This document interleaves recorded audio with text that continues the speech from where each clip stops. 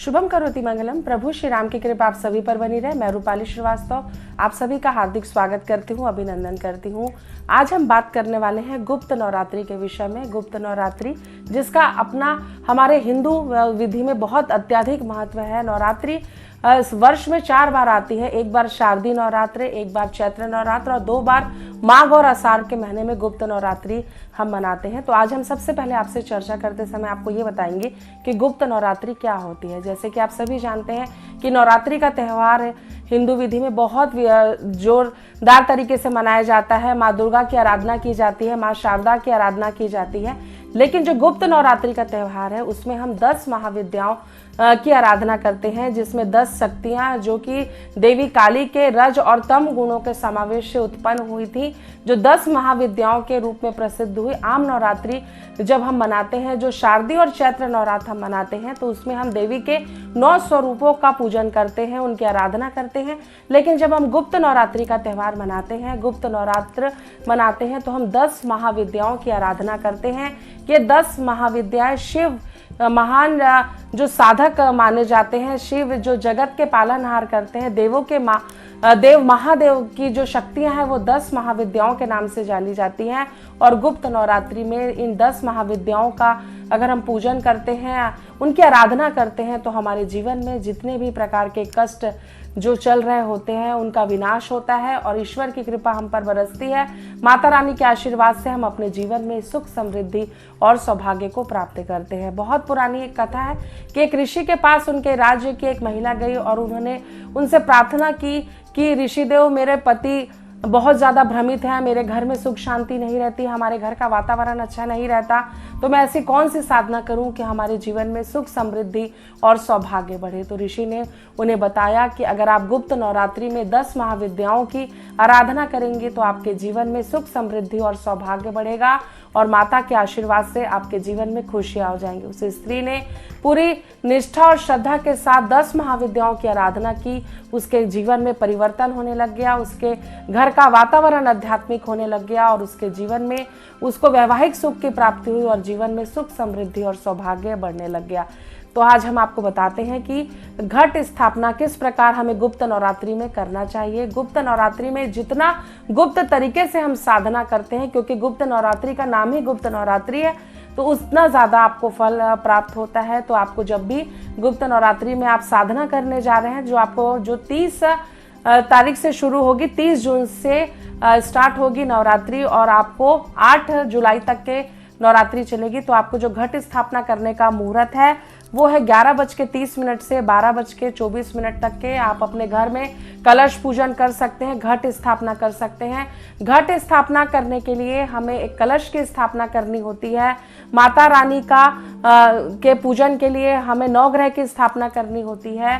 भगवान गणेश की आराधना होती है, वरुण देव की आराधना होती है, विष्णु जी की आराधना होती है, 9 ग्रहों का पूजन होता है। उसके बाद कलश प्रज्वलित करके घट स्थापना कर हम माँ की आराधना को स्टार्ट करते हैं, शुरू करते हैं और माता रानी से प्रार्थना करते हैं कि वो हमारे जीवन में चल रहे सभी दुखों का नाश करे। तो इस प्रकार आप भी इस प्रकार घट स्थापना कर माता रानी की आराधना कर सकते हैं। अब मैं आपको वो अचूक उपाय बताने वाली हूँ जिससे आप अपने जीवन में अपनाकर अपने जीवन में चल रही समस्याओं से छुटकारा पा सकेंगे गुप्त नवरात्रि में। तो गुप्त नवरात्रि में सबसे महत्वपूर्ण उपाय ये है कि आप दुर्गा सप्तशती का पाठ अवश्य करें। दुर्गा सप्तशती हम सभी जानते हैं, दुर्गा सप्तशती में 700 श्लोक है, जिसका अगर आप पूजन पूरी श्रद्धा और निष्ठा के साथ करते हैं तो निश्चित ही आपके जीवन में चल रही सभी समस्याओं का नाश होता है। हमेशा हम राहु काल को वर्जित मानते हैं किसी भी शुभ कार्य के लिए, लेकिन गुप्त नवरात्रि एक ऐसा समय होता है कि अगर राहु काल में बैठकर हम किसी भी मंत्र को सिद्ध करना चाहें या हम किसी भी प्रकार की साधना करना चाहें तो ये हमारे लिए बहुत ही लाभकारी होता है। साथ ही साथ राहु काल में की गई साधनाएं जो होती हैं 10 महाविद्याएं की, वो बहुत ही महत्वपूर्ण होती हैं और इसका बहुत ही अच्छा फल हमें प्राप्त होता है। जैसे कि जो भी 10 महाविद्याएं हैं उनका अलग अलग अपना महत्व है। मातंगी देवी की अगर हम चर्चा करें तो मातंगी देवी ज्ञान की देवी होती हैं, विद्या की देवी होती हैं, स्वर की देवी होती हैं। तो जो व्यक्ति कला के क्षेत्र में अपना जीवन बनाना चाहते हैं, गायन के क्षेत्र में, संगीत के क्षेत्र में अपना आगे कैरियर बनाना चाहते हैं, उन्हें माँ मातंगी के स्वरूप का पूजन करना चाहिए, जिससे कि उनका आशीर्वाद उन्हें प्राप्त होगा और उनके कैरियर में बढ़ोतरी होगी। साथ ही साथ हर व्यक्ति की ये कामना होती है कि उसके घर में सुख, समृद्धि और सौभाग्य लगातार बढ़े। तो अगर आप माँ के कमला रूपी स्वरूप का पूजन करते हैं तो आपके घर में धन, संपदा,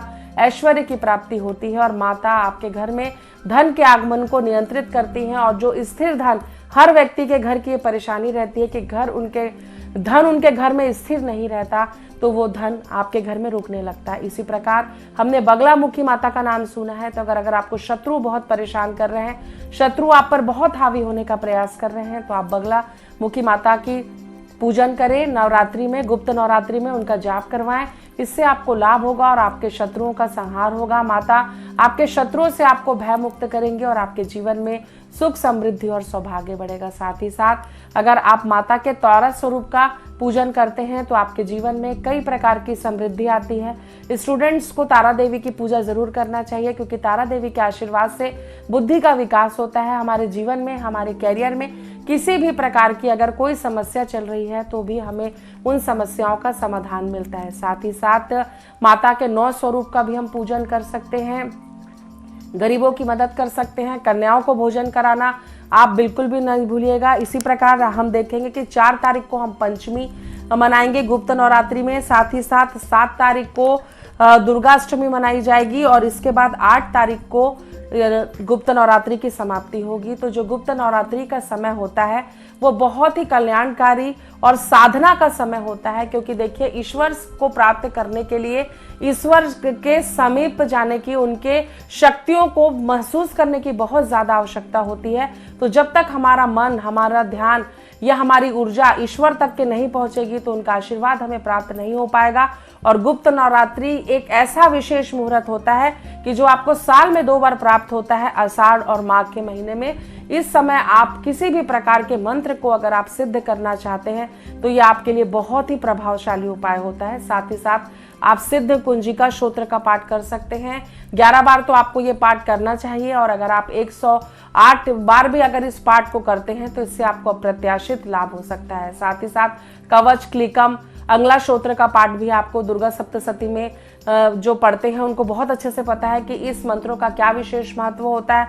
तो आप इस मंत्रों का भी जाप कर सकते हैं। साथ ही साथ आपके जीवन में अगर किसी भी प्रकार की बाधा चल रही है, जैसे आपको लगता है कि आपको संतान का सुख प्राप्त नहीं हो रहा है, विवाह के योग नहीं बन रहे हैं, साथ ही साथ ऐसा घर में हमेशा अशांति का वातावरण रहता है और आप बहुत ज़्यादा पूजा पाठ की जानकारी नहीं रखते और आप सिंपल तरीके से भी अगर ईश्वर की आराधना करते हैं पूरी शक्ति और भक्ति के साथ और सिर्फ अपनी आस्था के अनुसार ईश्वर के समीप बैठकर एक सही समय में, एक निश्चित अवधि में अगर आप जप तप करते हैं तो भी गुप्त नवरात्रि में आपको आध्यात्मिक लाभ हो सकता है। क्योंकि हमारी जो आध्यात्मिक उन्नति होती है वो कहीं ना कहीं हमारे धर्म और हमारी आस्था से जुड़ी होती है। तो जो गुप्त नवरात्रि का समय होता है वो हमारे लिए साधना का समय होता है।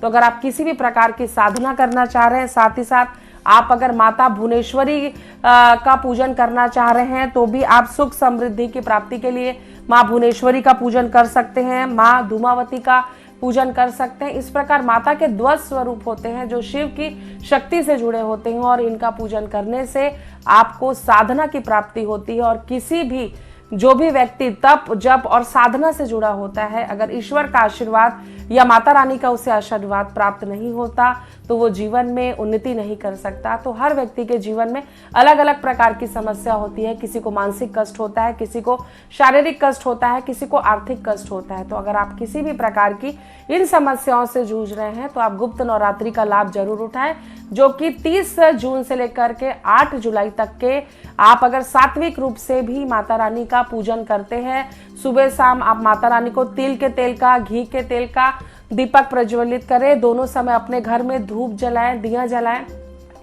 माँ को आप श्रीफल अर्पित करें, क्योंकि माता रानी को श्रीफल का भोग बहुत ज़्यादा प्रिय होता है। खीर, आप खीर और पूड़ी बनाकर उन्हें अर्पित कर सकते हैं।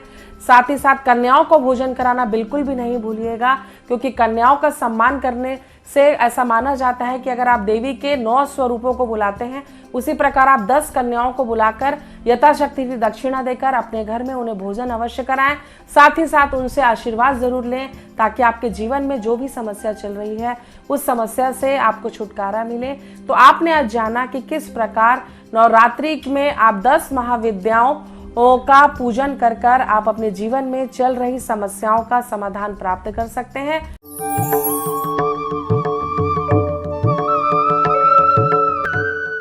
हमारे जीवन में सबसे ज्यादा महत्व क्या रखता है, ये सोचना हमारे लिए बहुत आवश्यक है, क्योंकि जीवन में याद रखिएगा सबसे ज्यादा हमें आर्थिक समृद्धि से ज्यादा मानसिक शांति की आवश्यकता होती है। आपके पास धन कितना भी हो, लेकिन अगर आपके जीवन में मानसिक शांति नहीं है तो आपका जीवन कभी सुखमय नहीं हो सकता। तो गुप्त नवरात्रि एक ऐसा समय होता है जहां आप अपने जीवन में चल रही समस्याओं को दूर करने के बहुत छोटे छोटे से उपाय कर सकते हैं। अगर आपके घर में हमेशा शांति का वातावरण रहता है तो आप माता की जब भी पूजन करते हैं और घट स्थापना करते हैं तो वहाँ पे 2 कपूर उन्हें अर्पित करें, और जैसे ही आपकी आरती, दोनों समय आप दुर्गा देवी की आरती करें और उसके बाद उस कपूर को आरती के बाद सुबह शाम जला दें एक एक करके।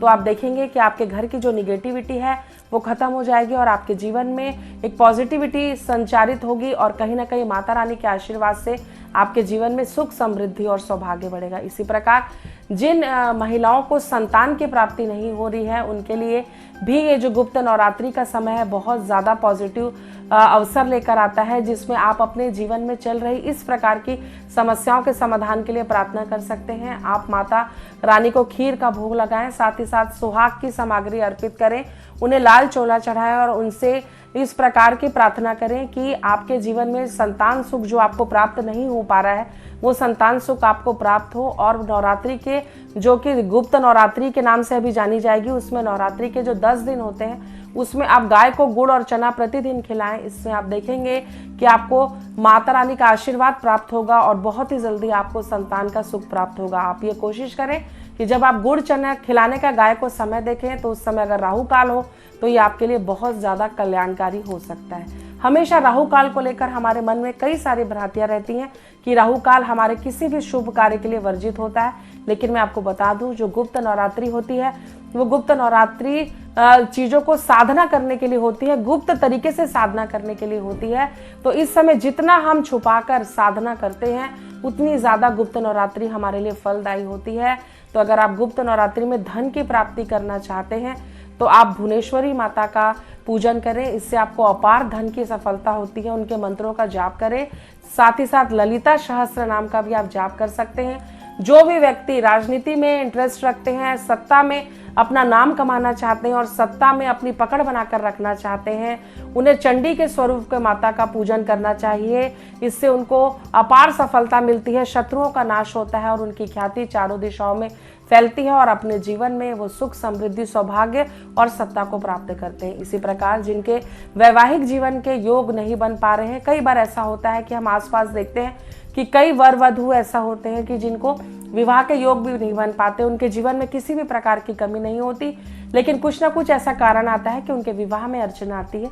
तो इस दिन आप नवरात्रि के पूरे 9 दिन 10 दिन जो कि हम 10 महाविद्याओं का पूजन कर रहे हैं गुप्त नवरात्रि में, आप गुप्त तरीके से एक पान के पत्ते में एक हल्दी और सुपारी रखें और प्रतिदिन शिवलिंग में जाकर ओम नमः शिवाय का 11 बार जाप कर शिवलिंग पर गुप्त नवरात्रि में आप सुपारी और हल्दी अर्पित करें। और आपके लिए जीवन में जो भी परफेक्ट जीवन साथी आपके लिए बना है, आप शिव भगवान से प्रार्थना करें, माता पार्वती से प्रार्थना करें कि उस व्यक्ति का आगमन आपके जीवन में हो। अगर आप ये उपाय पूरी श्रद्धा और भक्ति के साथ गुप्त रूप से करते हैं तो निश्चित ही आपको लाभ होगा और आपके जीवन में चल रही समस्याओं का समाधान आपको प्राप्त होगा। कई बार ऐसा देखा गया है कि घर में बच्चे आजकल बहुत ज़्यादा अशांत रहने लग गए, उनके मन में बिल्कुल शांति नहीं रहती, हमेशा एक घर में विवाद की स्थिति बनी रहती है, क्योंकि कहीं ना कहीं जो एक एज डिफरेंस है वो हमारे वैचारिक मतभेद बहुत ज़्यादा उत्पन्न कर रहा है। और कई बार ऐसा देखा गया है कि वैचारिक मतभेद होने के कारण बच्चे और पेरेंट्स के बीच में सामंजस्य नहीं हो पाता। अगर आपके घर में भी इसी प्रकार की कोई प्रॉब्लम चल रही है तो नवरात्रि के पूरे 9 दिन आप गुप्त नवरात्रि के समय आप सिंध कुंजिका का पाठ करें अपने संतान के नाम से। आप देखेंगे कि आपके संतान के नेचर में काफ़ी पॉजिटिव चेंजेस आएगा और आपका बच्चा सही डायरेक्शन में आगे बढ़ने लग जाएगा। साथ ही साथ कई बार व्यक्ति बहुत ज़्यादा मेहनत करता है, अपनी हर दिशा में लगातार प्रयास करता है, लेकिन उसे सफलता प्राप्त नहीं होती। जो गुप्त नवरात्रि होती है, आपको मैंने कई बार बताया है भी कि वो साधना का समय होता है। तो अगर आप देवी के मंत्रों का जाप करते हैं, लगातार 108 मंत्र का जाप करते हैं, 1008 मंत्र का अगर आप जाप करते हैं और आप अपनी किसी भी समस्याओं को 10 महाविद्याओं के समक्ष रखकर एक दीप प्रज्वलित कर कर उनसे प्रार्थना करते हैं कि हे महाविद्याओं, मेरी इन समस्याओं का समाधान करिए और मेरी रक्षा करें, तो आप देखेंगे कि अगर ये पूरा उपाय आप 10 दिन तक लगातार करते हैं तो धीरे धीरे कुछ ही दिनों में आपकी वो समस्या खत्म होने लग जाएगी और आपके जीवन में आपको काफ़ी पॉजिटिव चेंजेस आ जाएंगे।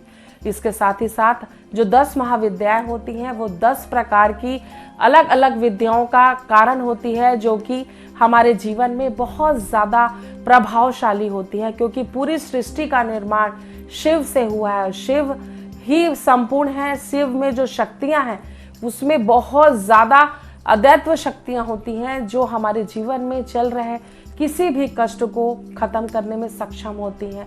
तो जो महाकाली का रूप पार्वती जी ने लिया था और जो उनको शांत शिव जी ने किया था, जो महाकाली के प्रयोग से तम और रज दो जो शक्तियां उत्पन्न हुई, वही 10 महाविद्याओं के नाम से प्रसिद्ध हुई, 10 महाविद्याओं के नाम से उनकी उत्पत्ति हुई।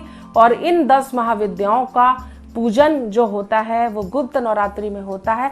और जो गुप्त नवरात्रि होती है, इन देवियों को प्रसन्न करने के लिए एक ऐसा अकाट्य अबूझ मुहूर्त होता है, जिसको अगर हम करते हैं तो आपके जीवन में सुख समृद्धि सौभाग्य तो बढ़ता ही है, साथ ही साथ आपके जीवन में उन्नति भी होती है, आपको मानसिक शांति मिलती है। क्योंकि कहीं ना कहीं अगर हम आध्यात्मिक होते हैं तो हमारे जीवन में सामान्य अवस्था में हमें रहना बहुत ज़रूरी होता है। कई बार हम अपने जीवन में इतनी भाग दौड़ के जीवन में भागते लगते हैं कि हम अपने जीवन में मानसिक शांति, आर्थिक शांति के पीछे ख़त्म कर लेते हैं। तो अगर आप अपने जीवन में तालमेल बनाकर रखना चाहते हैं तो कुछ समय निकाल कर ये गुप्त नवरात्रि का लाभ उठाएं। जो गुप्त नवरात्रि 30 तारीख से लेकर 8 जुलाई तक के चलेगी। इसमें आप कुछ भी अगर छोटा सा उपाय भी अगर आप करते हैं, लेकिन आपकी श्रद्धा और विश्वास उसमें विशेष महत्व रखता है, क्योंकि अगर आपकी आस्था इन 10 महाविद्याओं में जुड़ी हुई हैं, शिव पार्वती में जुड़ी हुई हैं, तो नवरात्रि में किए गए कोई भी छोटा उपाय आपके जीवन को बदल कर अवश्य रखेगा। आप सभी को गुप्त नवरात्रि की ढेर सारी शुभकामनाएं। 10 महाविद्याओं की कृपा आप पर बरसे, भगवान शिव का आशीर्वाद प्राप्त हो और आप अपने जीवन में निरंतर उन्नति करते रहें। इन्हीं शुभकामनाओं के साथ नमस्कार।